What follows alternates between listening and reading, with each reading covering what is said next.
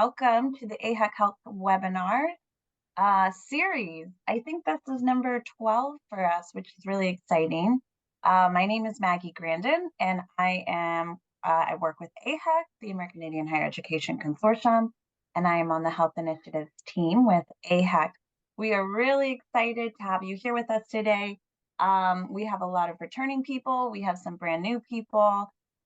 Please continue to support us. We appreciate your support so much. We do have 2 more webinars scheduled for the rest of 2023, kind of tapering down, and then we'll get right back into it in 2024. So continue to look for information about those. I am so excited to introduce to you our presenter for today, Desi Small-Rodriguesz, Dr. Desi Small-Rodriguesz. And I am going to just pull this over here. Dr. Desi Small-Rodriguesz is a citizen of the Northern Cheyenne Nation in Chicana.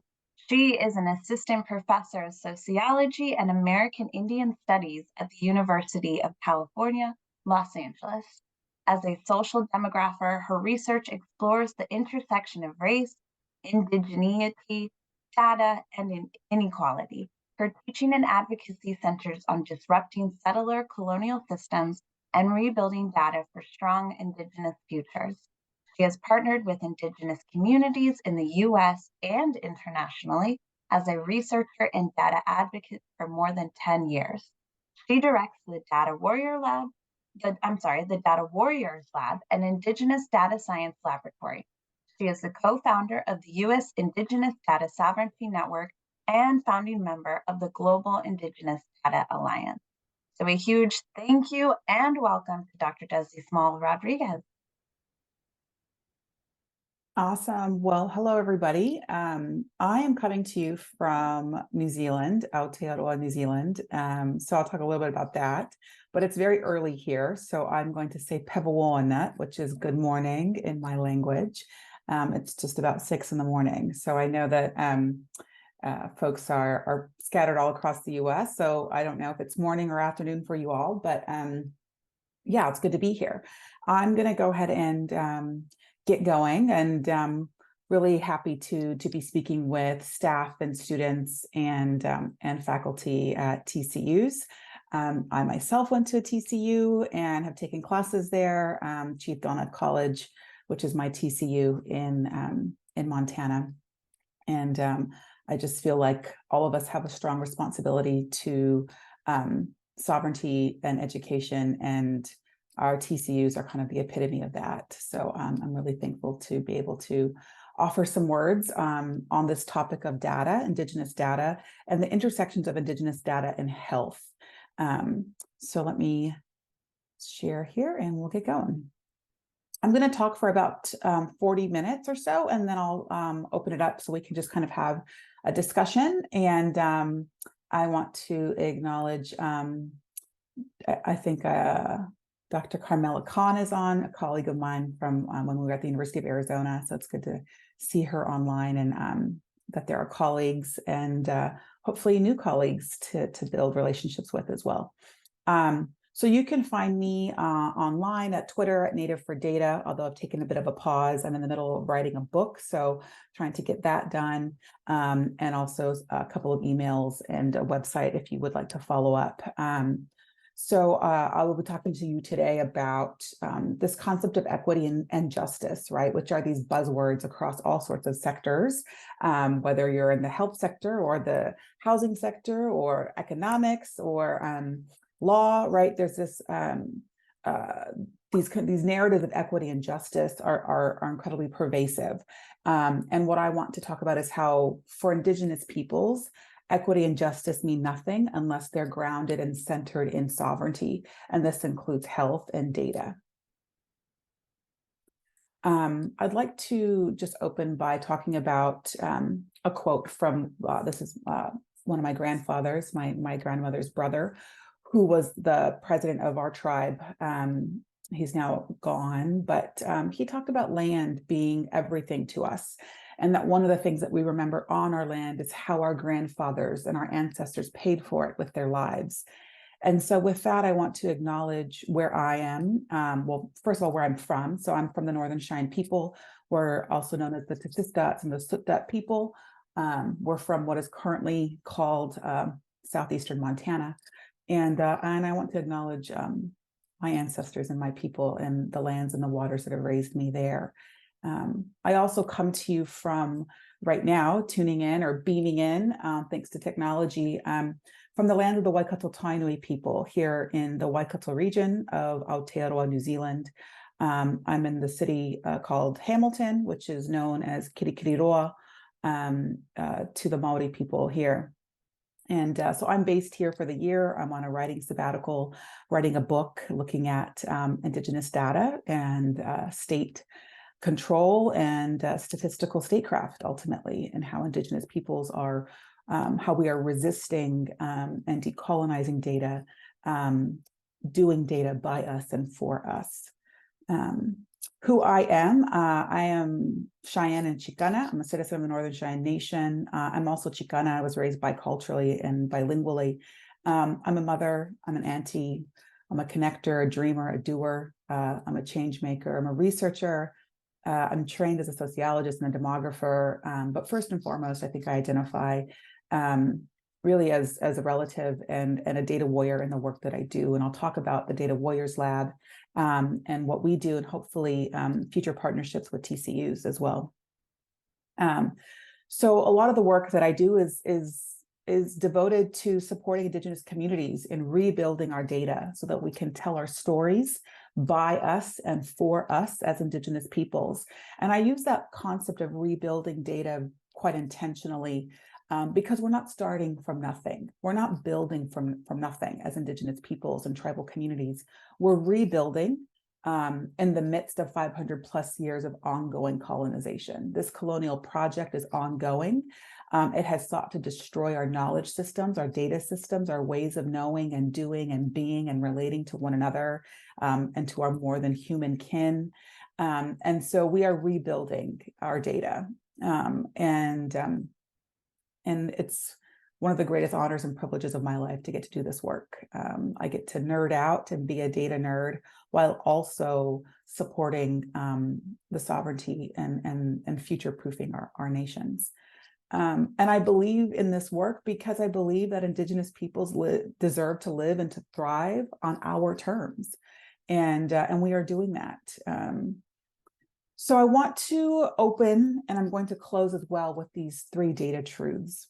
The first is that our peoples, Indigenous peoples, have always been data experts. We don't need PhDs or master's degrees or bachelor's degrees or any sort of Western schooling or education to affirm that. We are experts and we have carried on those ways of knowing and doing and being despite every effort to eradicate it. Also, another data truth is that there's no equity or justice without sovereignty, and that includes data sovereignty for Indigenous peoples. And third is kind of this call to action that it is time for data warriors to warrior up. And we are warrioring up all across Indian country and all across the Indigenous world, rebuilding data. And so it's an exciting time to be a part of this Indigenous data movement. And it's happening in all sorts of sectors and fields, from the public sector to the private sector to the academy to folks on the ground in communities. And it's, there's at its core are relationships. And so I'll talk a little bit more about that as well. But because the focus of this workshop is health, I want to kind of open up with health and what is health, right? I'm a social demographer, so I have dual PhDs in sociology and demography, which essentially just means I'm overly educated. Nobody needs 2 PhDs. But it also means that I don't consider myself as being trained as a health researcher necessarily. I use population statistics to help Native peoples tell our stories. But when I think about health as well, and as I have progressed in my career, I've realized that a lot of what I do actually is health. And a lot of what all of us do actually is health. And so I want to just kind of open that up and maybe ask folks to comment in the chat box here. What is health to you? And there'll be a couple of little interactive things here. So bear with me if you can participate, that would be great. What is health? Mental and physical well-being. Thank you. Yes. Social well-being, our cultural teachings, peace. Yes. Spiritual health, how we nourish ourselves, right? Thank you. Thanks for that. It's very multidimensional. Yep. There's the WHO, right? The World Health Org that talks about health, which is the state of complete physical, mental, social well-being. It's not just the absence of disease or infirmity. Yeah, absolutely. Balance and harmony. Thank you all so much for sharing. So health can ultimately be really summing up everything, right? It extends to who we are as individuals and our own individual health, right? It's the health of our communities and our families and our extended families. It's the health of the land, the waters, right?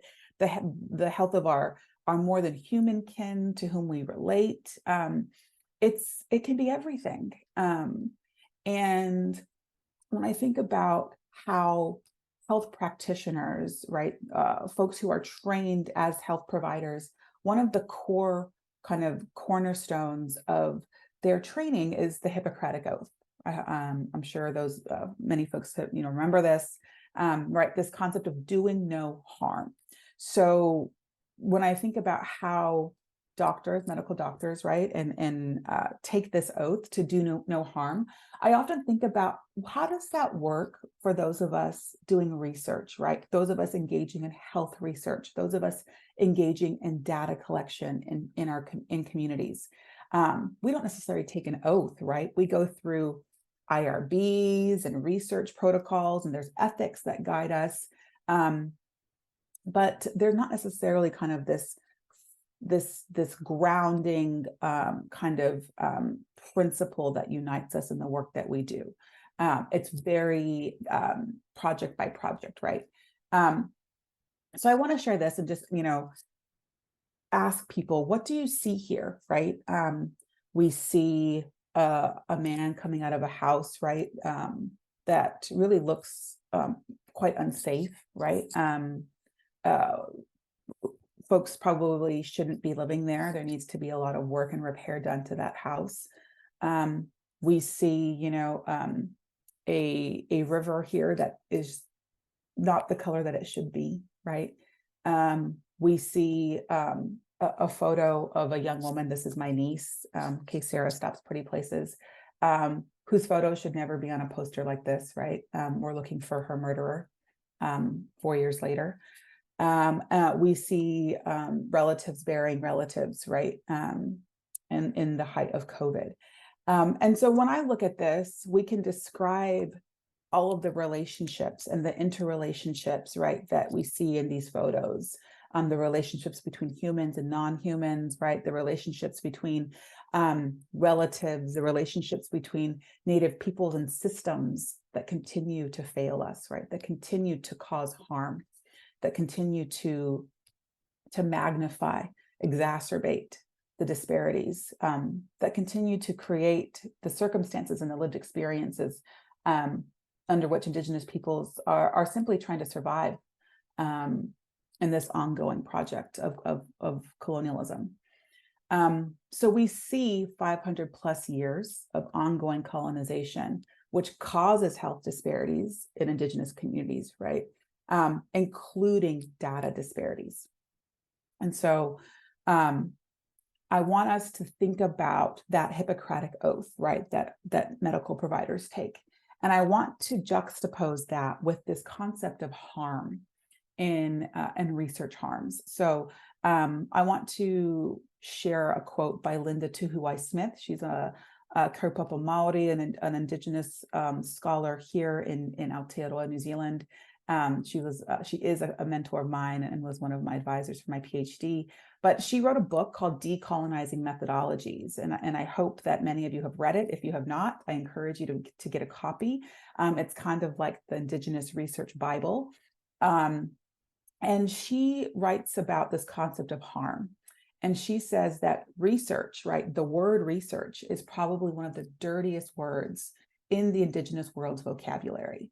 When it's mentioned in many Indigenous contexts, there's silence, right? It conjures up bad memories. It raises this smile that is knowing, but also distrustful. And many of us know what that smile looks like, right? Many of us have smiled that smile before. And she says that the ways in which scientific research is implicated in the worst excesses of colonialism remains a powerful, remembered history for many of the world's colonized peoples, for many Indigenous peoples particularly.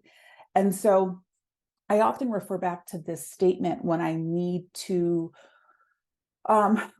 some strength to think about how to keep fighting the harms that is part and parcel with the career that I have chosen, right? There is harm that is done every day in the research world. And those of us who are Indigenous researchers, particularly, right, have a responsibility to not only our own relatives and our own communities, but we have a responsibility to future generations as well. And so I want to kind of talk about how, right, harms through research have happened. And there's lots of examples. I'll just give a couple. The Havasupai people, right, who are the original caretakers of the lands at the bottom of the Grand Canyon, right? They suffered significantly at the hands of the University of Arizona Board of Regents and the University of Arizona system. Their blood samples were taken as part of a diabetes study, right? So a health research project. And that project, was executed and happened. And then these researchers thought, hey, well, we have all these genetic samples from these Native people. How about we repurpose them and start doing other studies? Because imagine the knowledge we could build, the new knowledge that we could build, the amazing new scientific questions we could answer. We just have this treasure trove of data. So let's use it. What's the harm in using it, right? They've already given us their data. They've already consented to it. And so these researchers repurposed those data into all sorts of different studies, including studies on looking at incest and different relationships and genetic kind of similarities across individuals. They looked at schizophrenia and different types of mental health indicators.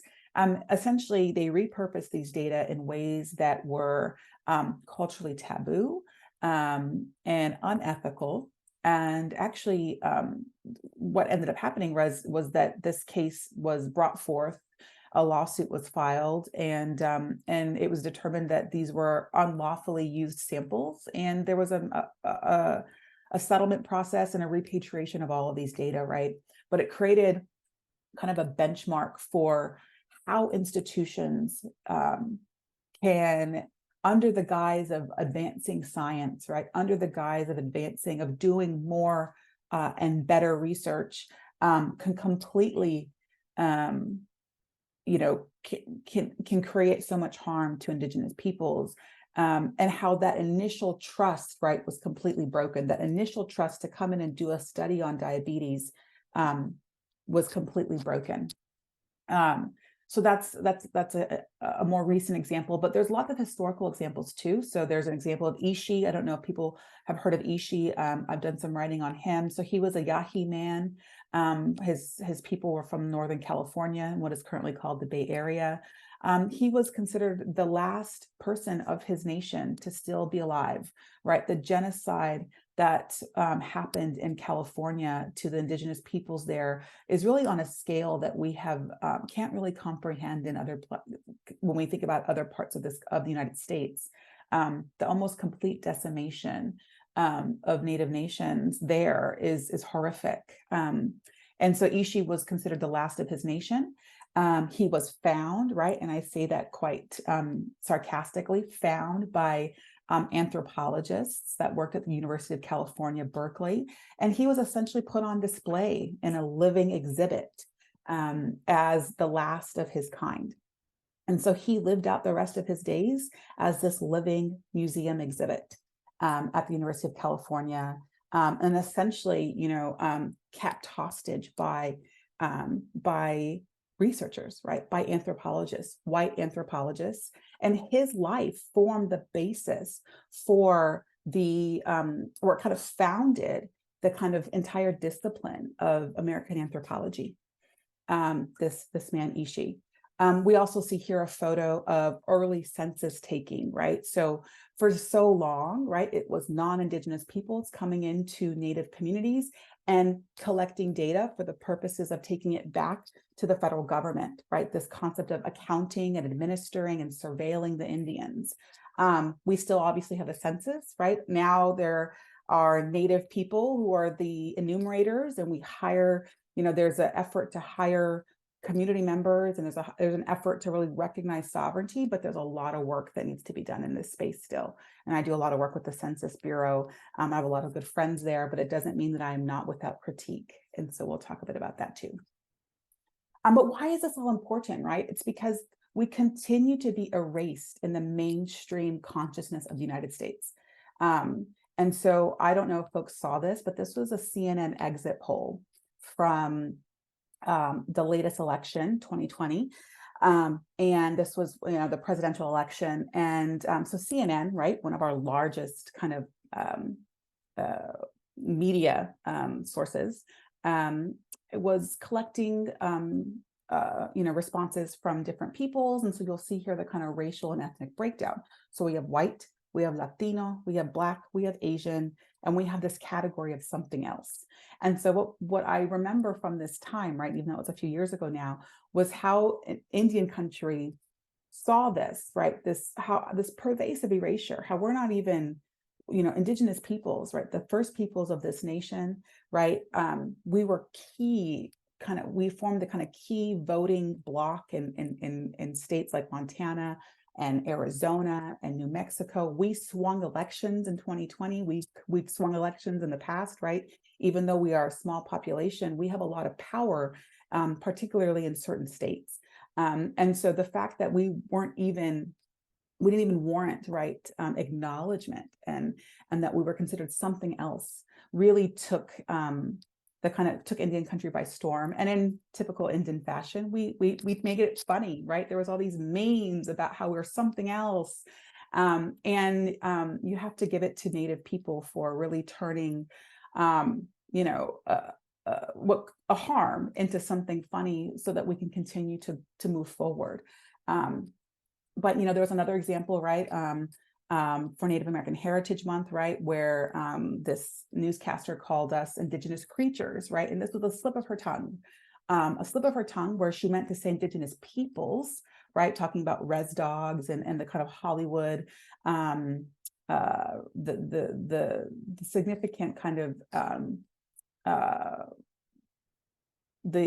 when we've had so many significant developments in Hollywood lately for Indigenous peoples, with respect to Indigenous actors and our different showrunners and the like. And so, but this was just a slip of her tongue, right? To go from Indigenous peoples to indigenous creatures, and there was she backpedaled, and there was a whole kind of apology.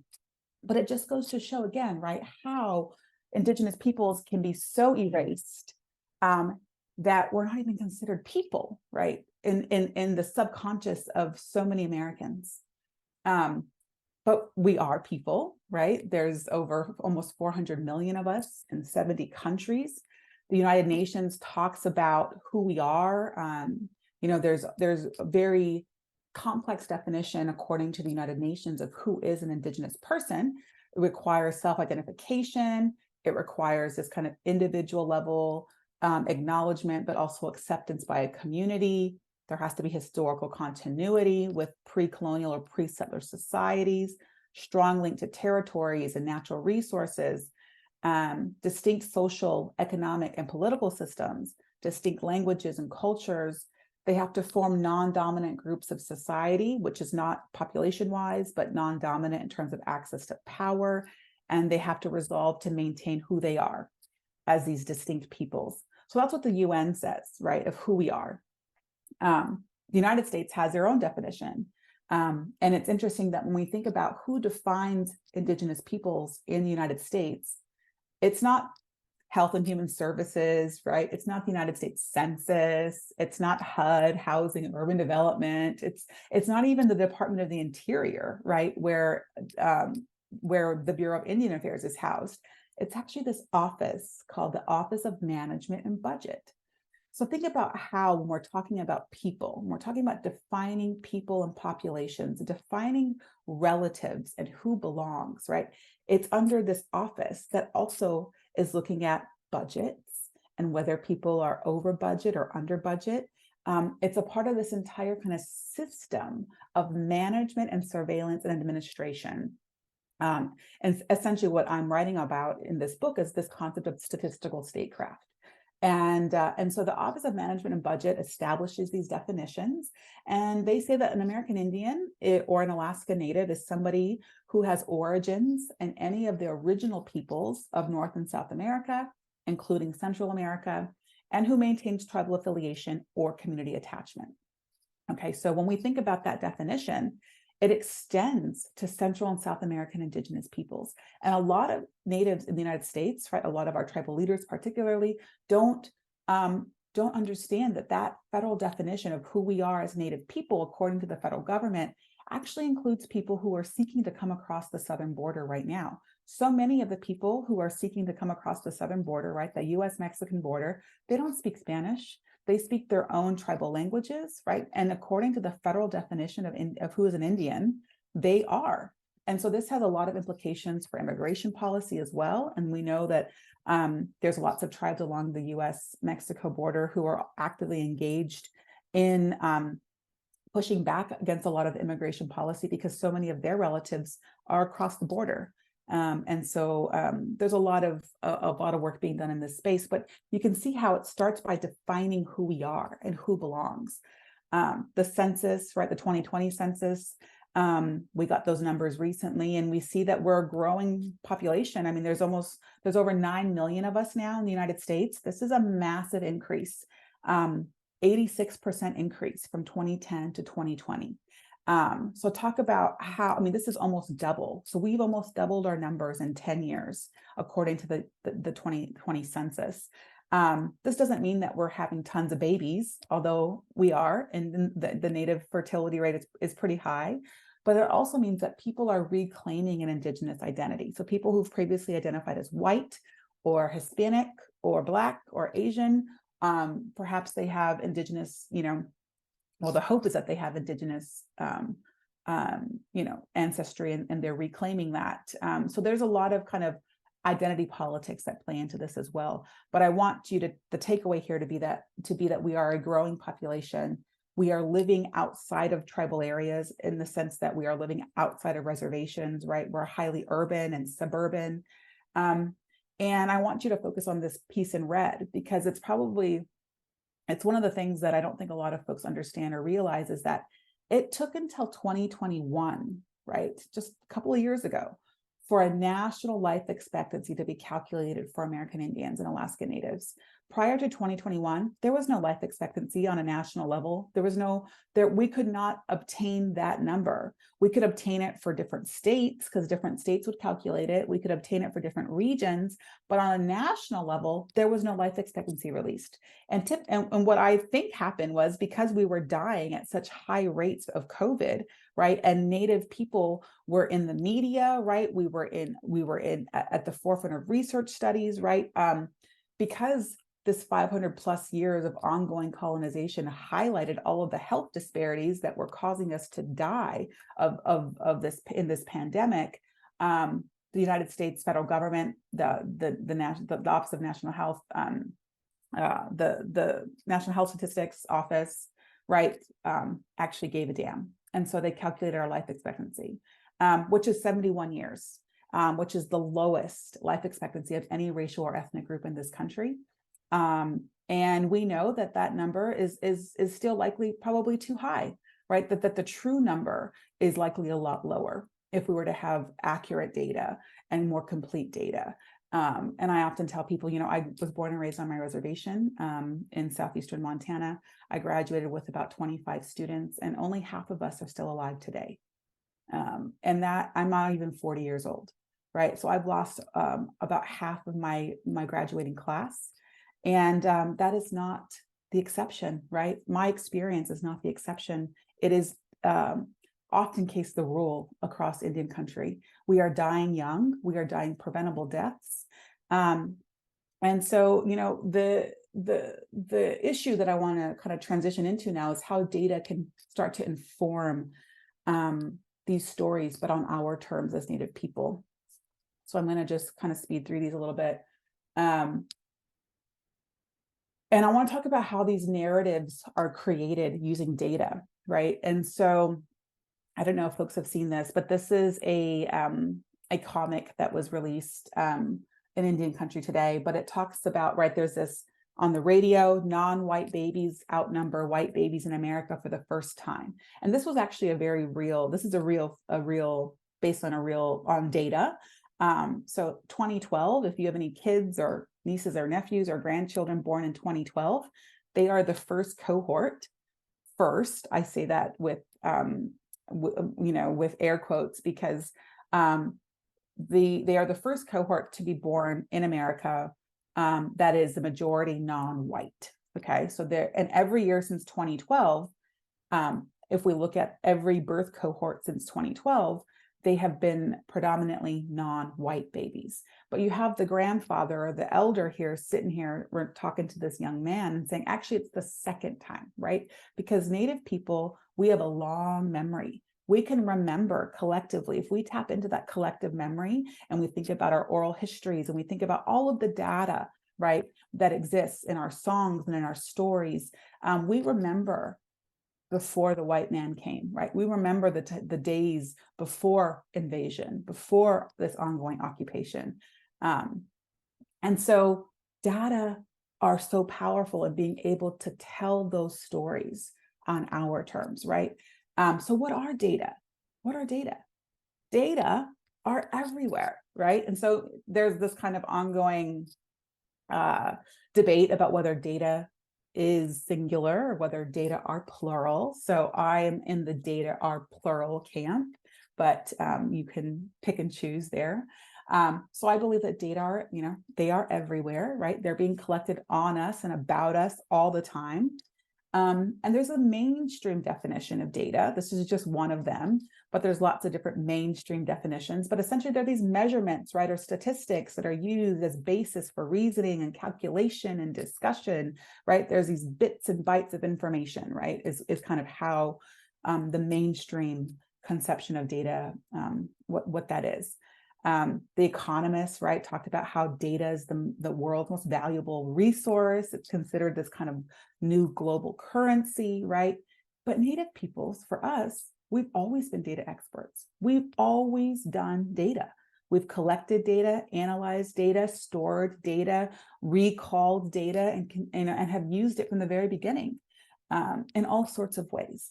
And so I continue to always ground this point that we have always been experts.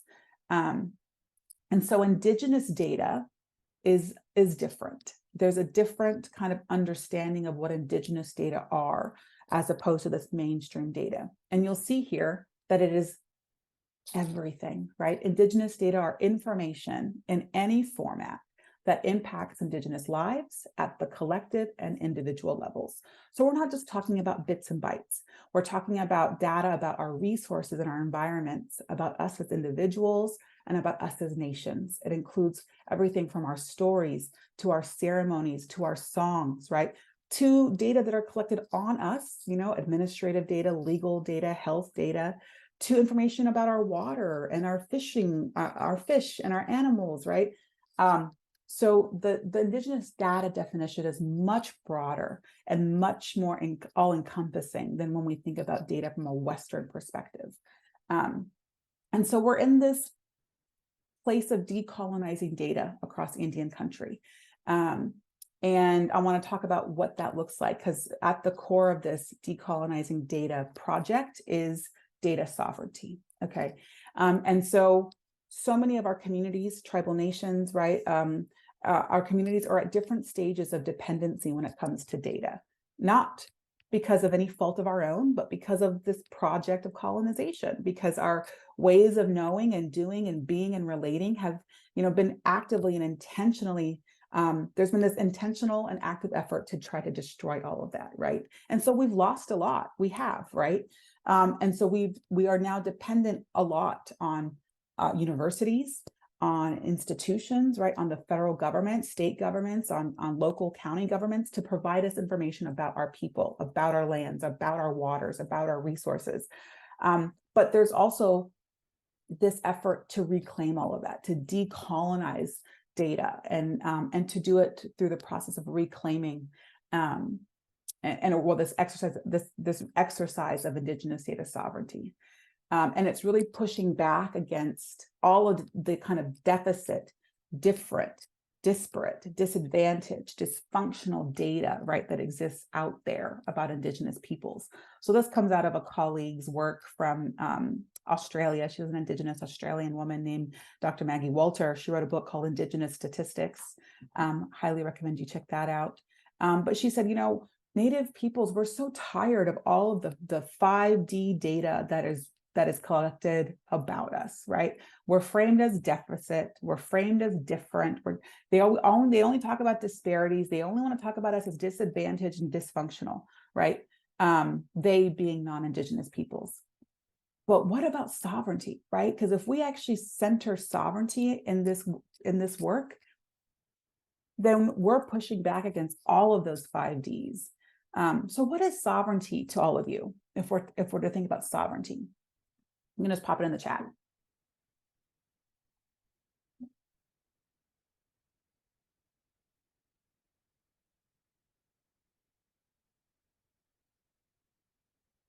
Freedom. Yeah.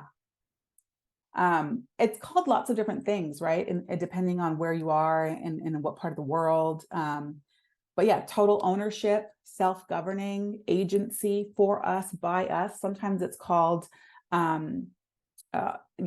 fully in charge of ourselves. Sometimes it's talked about as autonomy, right? Control. So that's all of these things, right? And research for sovereignty is a key part of what I do. And I did a research project that kind of foregrounded a lot of my work. It's been almost 10 years now, but I interviewed tribal leaders in the US and I asked them to tell me about sovereignty.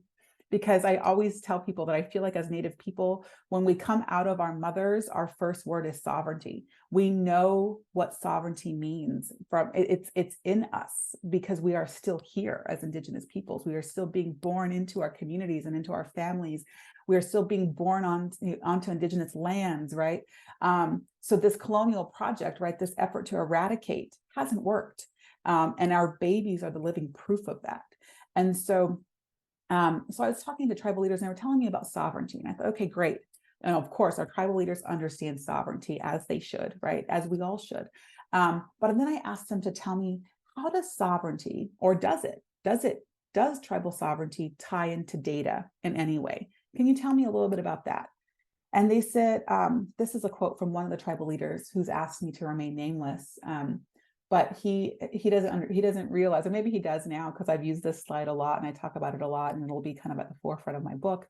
I turn back to this statement all the time to remind myself of how sacred our data are and why this work is so important. He said, sovereignty as tribal nations was given to us by the Creator, and it is sacred, right? So sovereignty is sacred. And so data to exercise our sovereignty is also sacred. And so with that, right, and thinking about data as sacred, it's important that we acknowledge we are still here as Indigenous peoples, right? We have 574 federally recognized tribes, over 300 reservations, right? We control 56 million acres of trust land.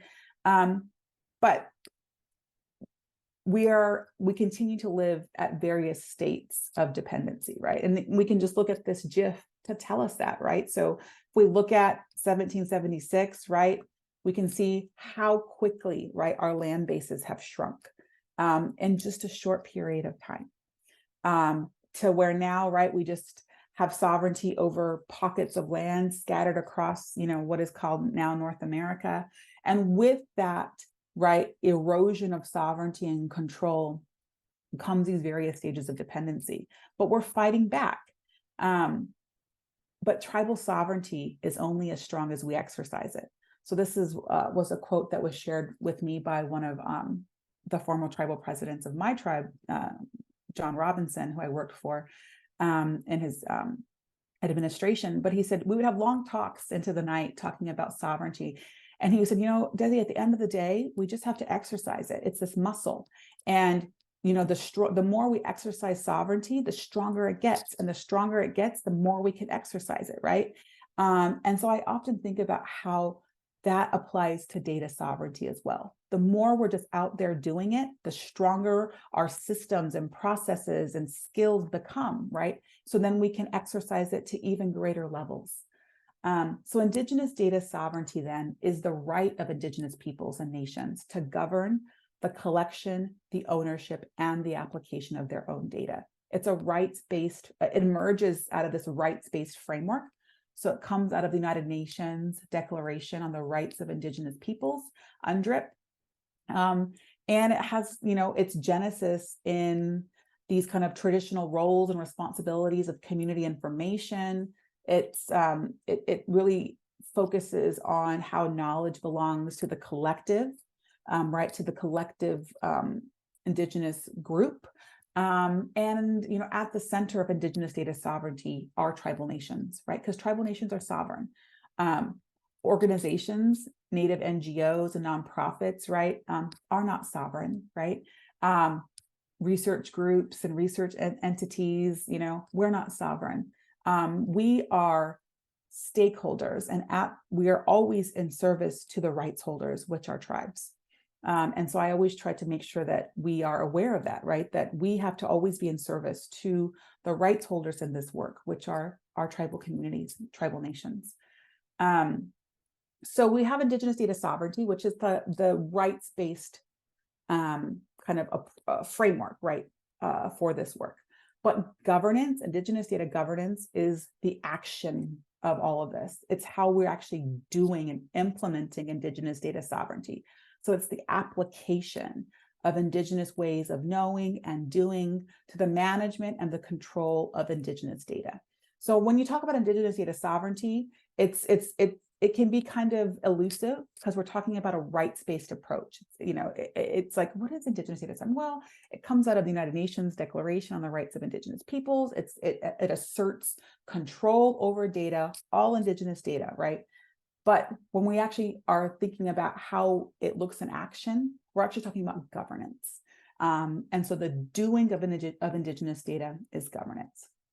And so when we think about how the doing is happening across the Indigenous world, we're moving up this kind of a hierarchy or this pyramid or paradigm.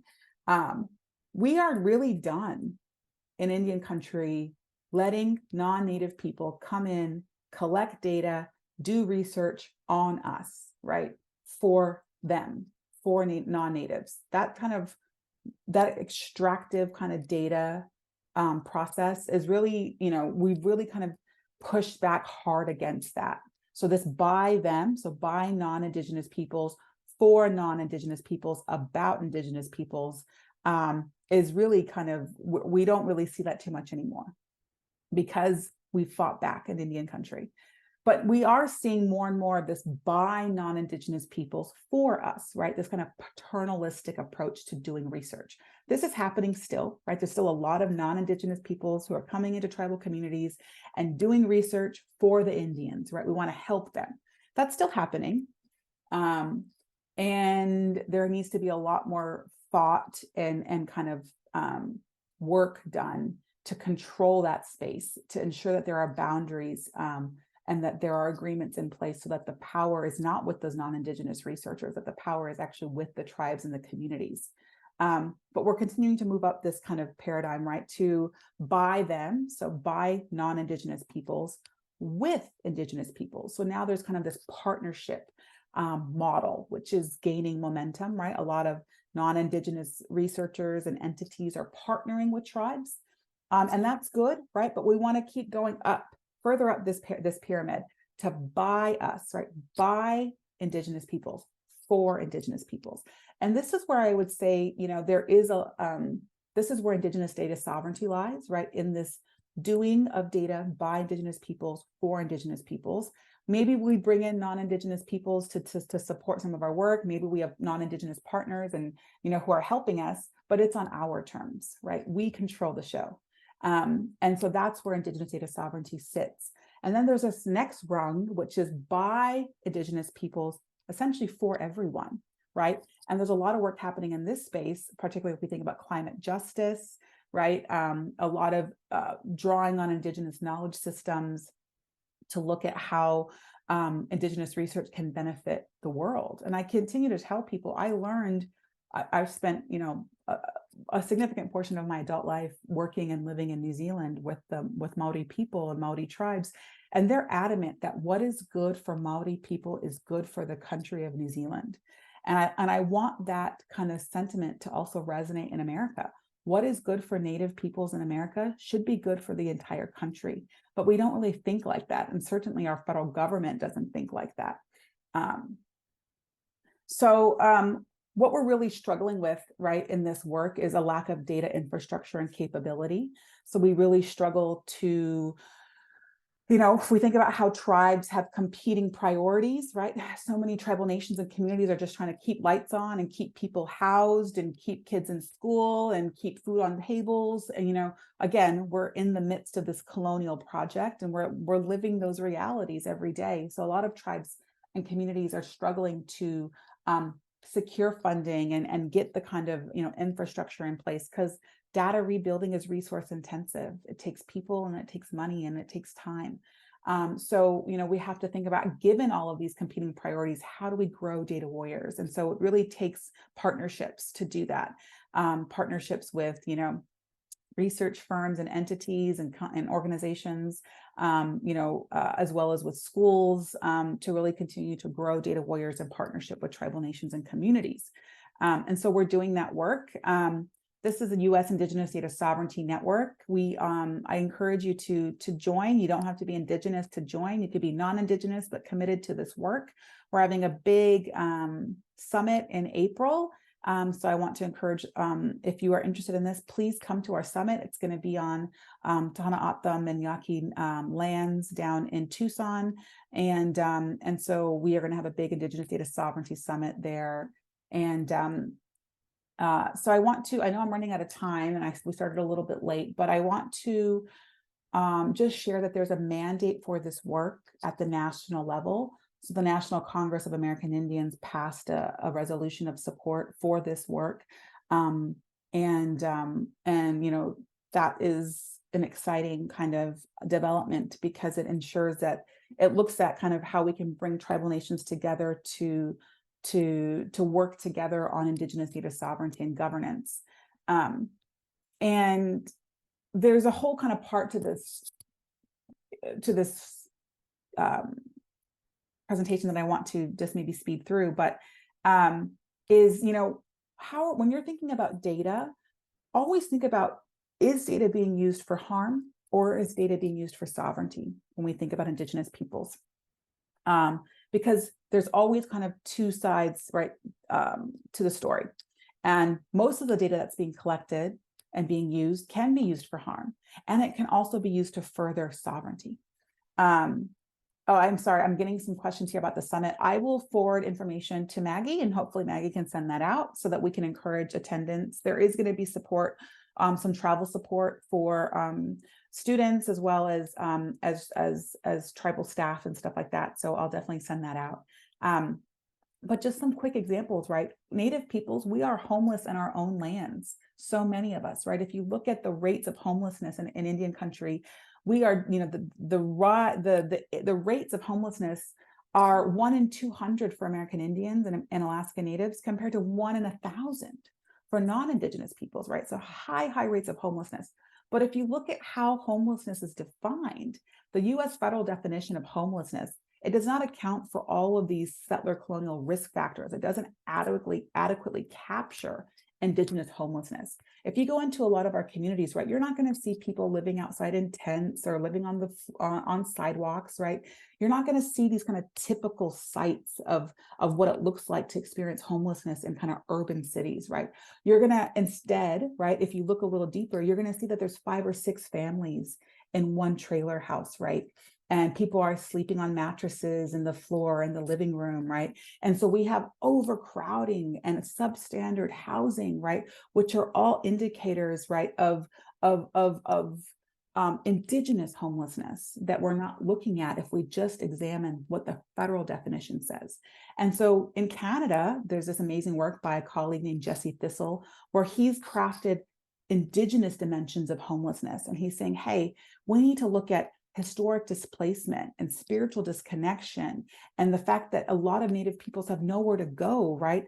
They're escaping to evade harm, or they're climate refugees, right? There's so many dimensions of data, Indigenous data, that can be collected to inform an entirely different definition of what homelessness is for Indigenous peoples. So that's just an example, right? If we kind of contrast how data can be used from an Indigenous perspective or an Indigenous worldview compared to the West. We're dying preventable deaths, right? We know this. We know that we are dying preventable deaths. And that number, right, that life expectancy of, that was just calculated in 2021 of 71.8 is a clear example of how we are just so erased, not only from the mainstream kind of narratives but from data, right? From the data that are being collected and analyzed. It took until thousands of us died due to a pandemic, right? And the media attention that got for the United States to say, okay, we should calculate a life expectancy for the Indians. And the pandemic actually reduced our life expectancy even further, right? So it took that already low 71.8 and it dropped it by almost, another 4.5 years, right? And so I think I want to leave some time for questions, but I'm sorry that we're kind of rushing through this, but I do want to just comment on the fact that we did do a national survey looking at how tribes are doing data and what their kind of data capacity is across Indian country. We did this in 2016, so it's been a few years now. But we looked at, we surveyed, this is I think still the largest survey of tribes ever done in the United States. We got 122 tribes to respond. And the majority of these tribes, right, who responded, tribal leaders responded, they told us that it is extremely important for tribes to collect or have access to data on their tribal populations for governance purposes. So tribes recognize the power and the necessity for data, right? They're saying, yes, we are doing tribal data management. We have data offices. We have data hubs. We are doing data sharing. Some of us have IRBs or committees that are approving research, right? This is happening. We've conducted tribal censuses or surveys. We're collecting data on our tribal members, whether they live on reservation or off reservations.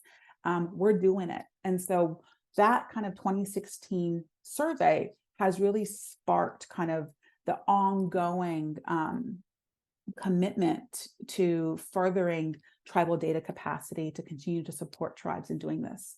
And it looks like all sorts of things, right? So we're now seeing partnerships between federal institutions like the United States Census, right, to actually hire local community members to get more accurate census counts. It's still not all that accurate.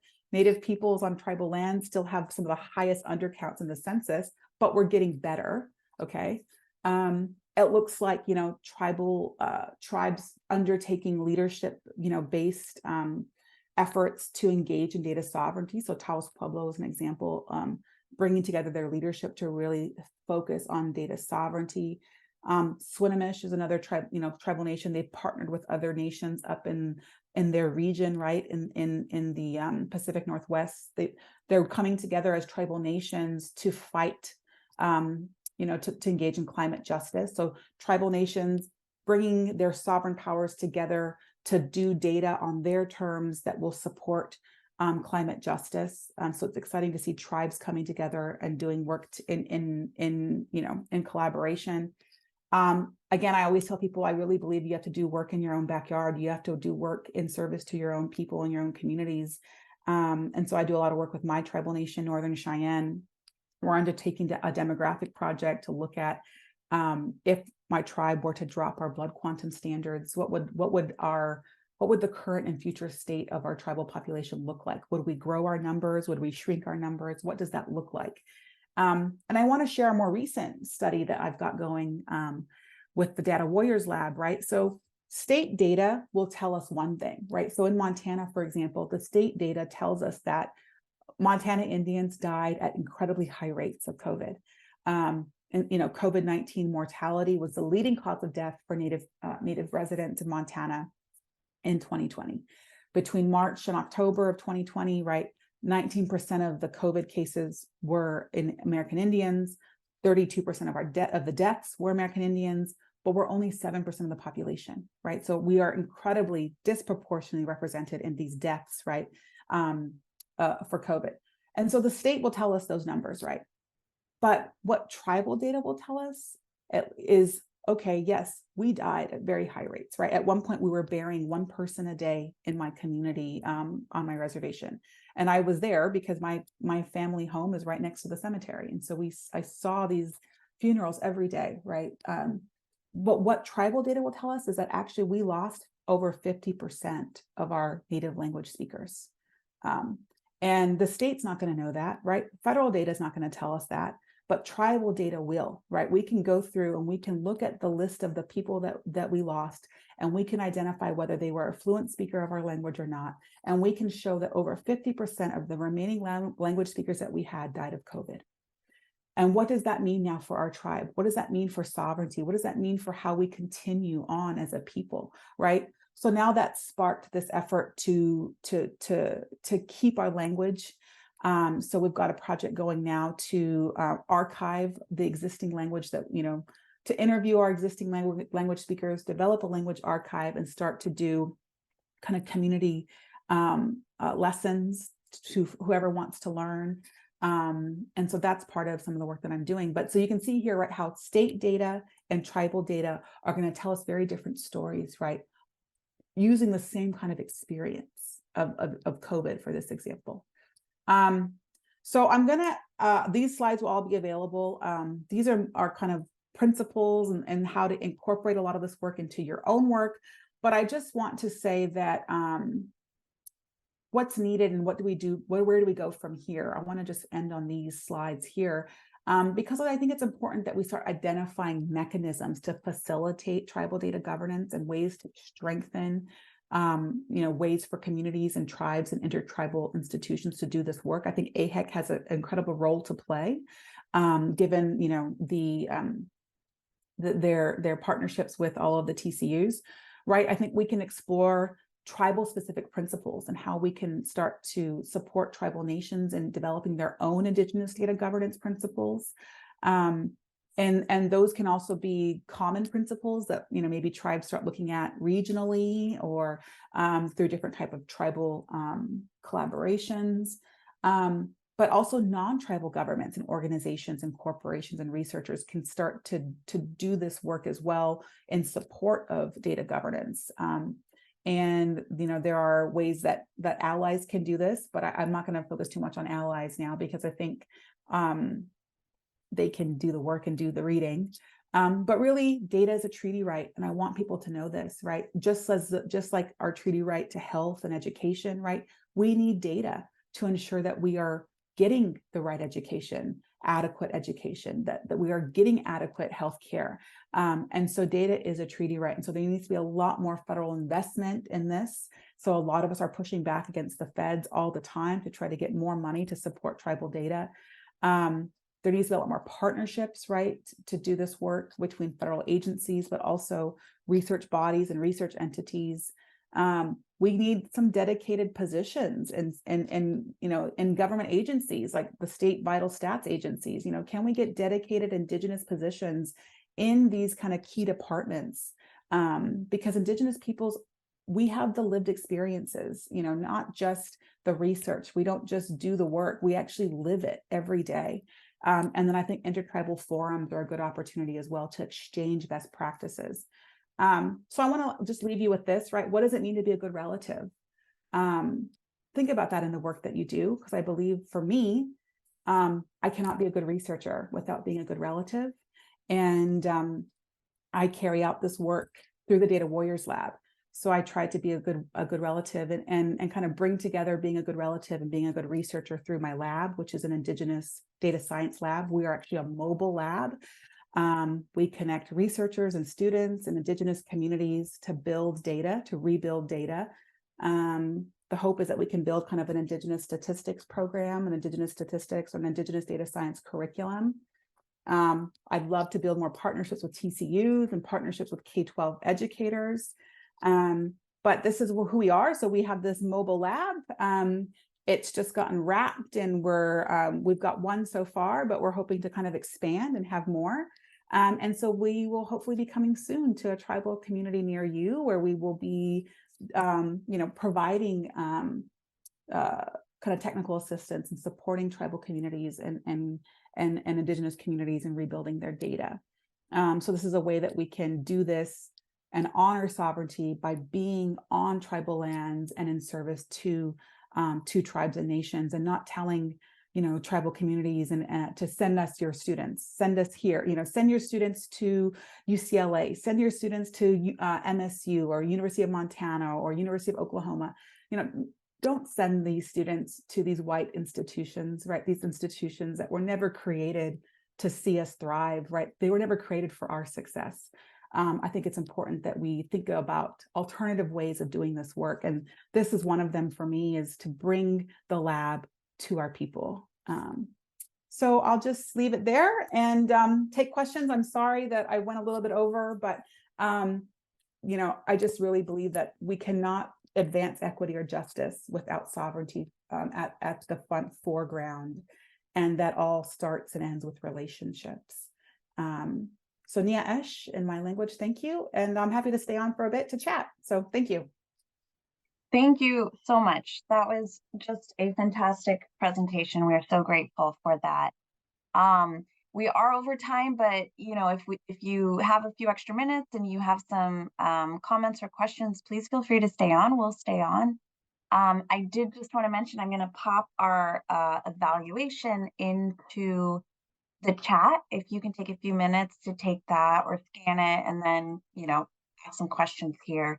I will also send out an email, but I do want to open it up for anyone who can stay on. If you have questions or comments, just go ahead and unmute yourself and we can spend a few minutes here talking.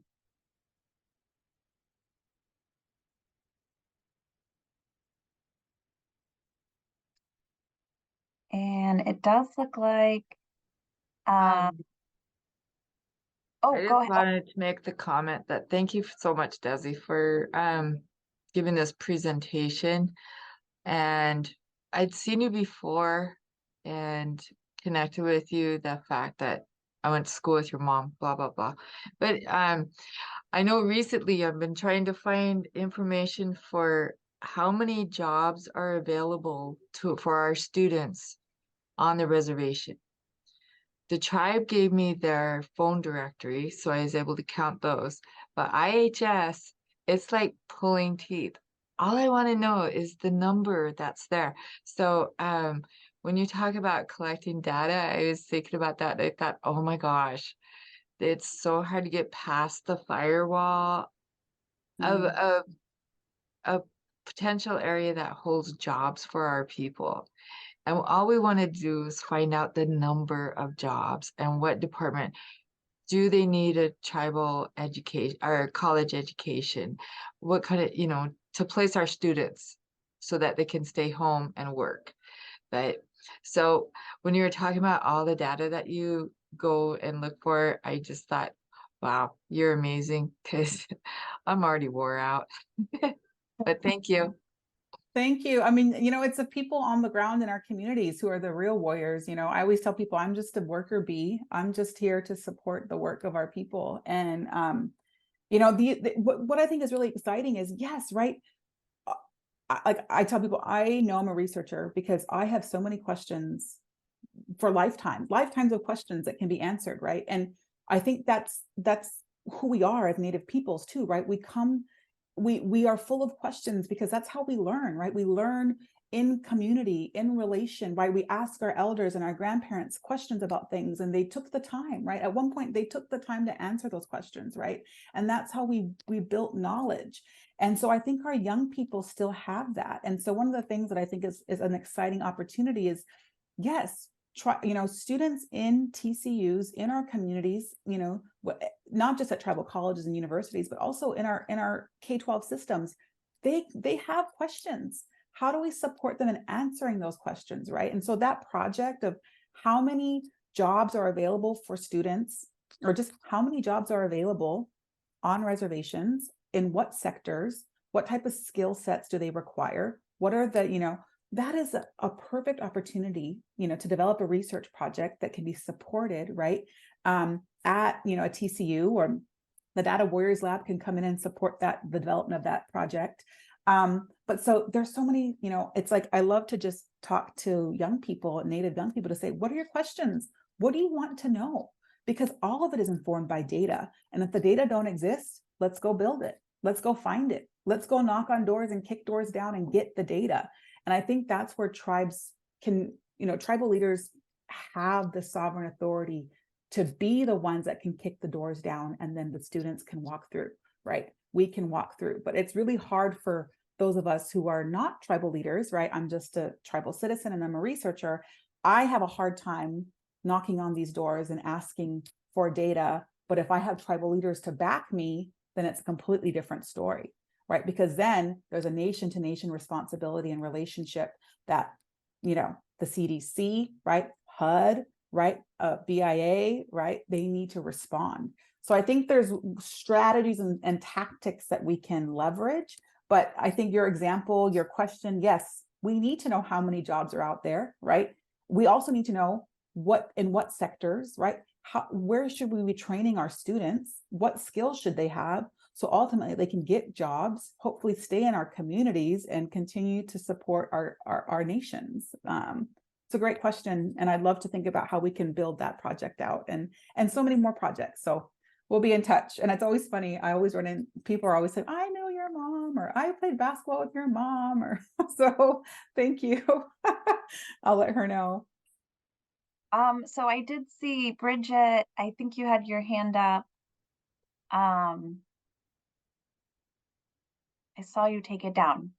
Reno, go ahead, Bridget. I don't know really, I guess, how to form what I was wanting to talk about. But I think also there's a lot of students that don't even know what they should be asking. Like, they don't even have questions because they don't know that they should. Like, I went to school in the Los Angeles Unified School District, and I grew up in Carson. And at any point in my education, it was only myself, my sister, or one other student from the Navajo Nation that were, Native on my campus. And so, like, a lot of the programs like Title IX or whatever, the school didn't even bother. I didn't even know that there were scholarships out there. I didn't know that I could get, any aid with school. So I'm just now getting my degree at 27 because my school completely failed me.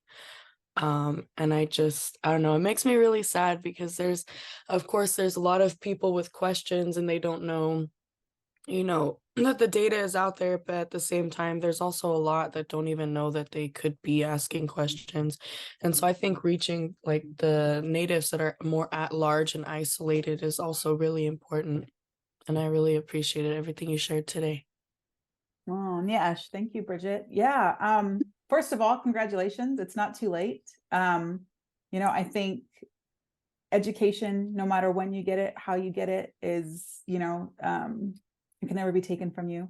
I think, I also want to affirm that your experience, right, in that growing up in an urban community in a large, LAUSD, for a lot of people who don't know, is one of the largest school districts in the country, right? It spans, I think the size of, I can't even remember, it's like an entire state. It's crazy. I think it's like the state of Rhode Island fits into the LA Unified School District. But, you know, if we look at those demographics, right, we know that more than 70% of people who identify as American Indian or Alaska Native aren't on reservations, right?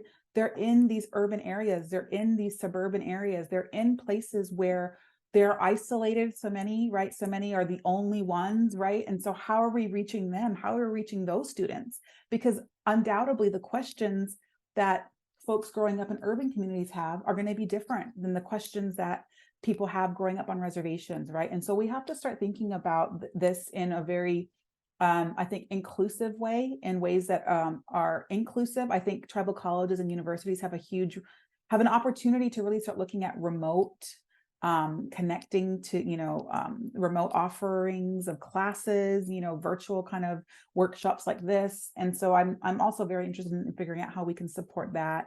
One of my dreams is to create like a complete virtual Indigenous university that's not based anywhere, where people can be living and working and researching wherever they are in whatever Indigenous community they are from, and we can all work together to advance Indigenous data sovereignty and governance, because we are everywhere. So thank you. And I hope you carry on, Bridget. And if I can support you in any way, let me know.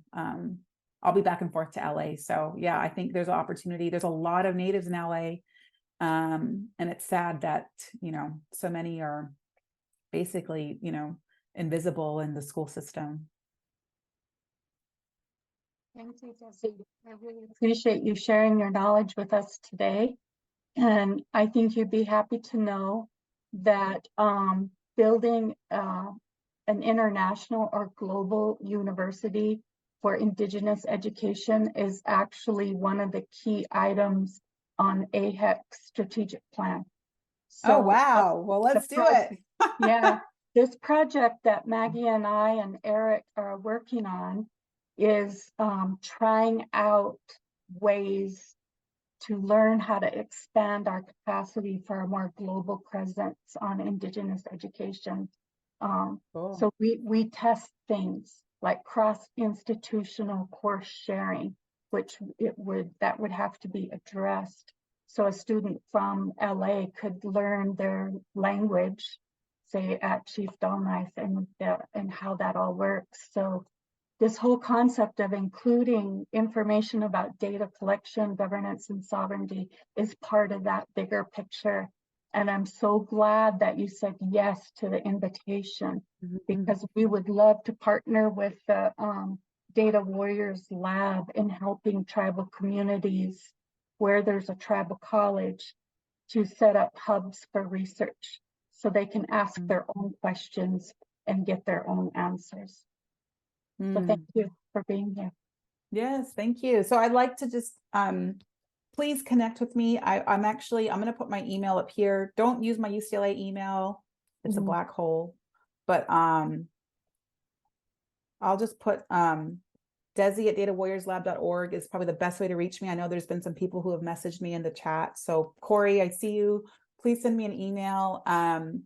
I'm pretty slow to respond right now because I'm in the middle of writing a book. But I would love to, like I said, I believe that the Creator gives us skills and talents and connections to do certain things. And I really believe that this is probably what I'm meant to be doing. It's what my passion is. It's what I love to do. It's what I think it's what I'm good at. So, I think connecting with people and talking about data and figuring out how we can create questions and answer them and rebuild our data in support of our communities and all of those little ones to come is so important. So Reno, I think it's great that you're already thinking of, you guys are thinking about this kind of global university, Indigenous university. I want to tell you that there's a lot of thought and kind of moving and shaking happening in New Zealand and Australia around this as well. There's partnerships in place, between the US and Canada, Australia, and New Zealand, because people are realizing that, these Western institutions, right? These universities that are out there, even tribal colleges and universities, right? That remain, there are limitations, right? Because they they're infrastructure based, they're place based, right? But we can, we're so beyond that in Indian country and in the Indigenous world.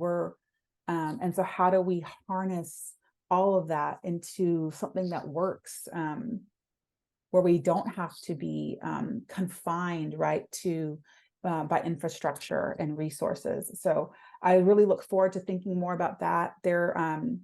I'll be doing some more of that work here while I'm in New Zealand as well. So we'll talk more. It's exciting. Okay, last call. Anyone else? And as Desi mentioned, you can certainly reach out to her. Did you pop your email in the chat? Oh, sorry, I did not. Yeah, I'll pop it into the chat. Y'all can reach me there. Yep. And yeah, I look forward to more. And I usually have I try to have like data drop-in hours. I usually try to do that a couple times a month. I haven't done it lately because I'm writing this book, but hopefully we can connect. And I'd always love to kind of talk data and figure out how I can support and connect folks in this data work, because we're not in it alone. And so whatever questions you have or whatever projects you're thinking about doing, there's undoubtedly somebody else who's done it or doing it or wants to do it. And so there's so much we can learn from each other as well. And we don't have to reinvent these wheels over and over again. So yep, there's my email. And I need to go get a little kid ready for school. So yeah. Thank yeah, you so much, Desi. 7:20 here, but Really appreciate it. so much. Okay, take care. Thank you so much. Take care. Bye, Bye-bye. everyone. Thank you.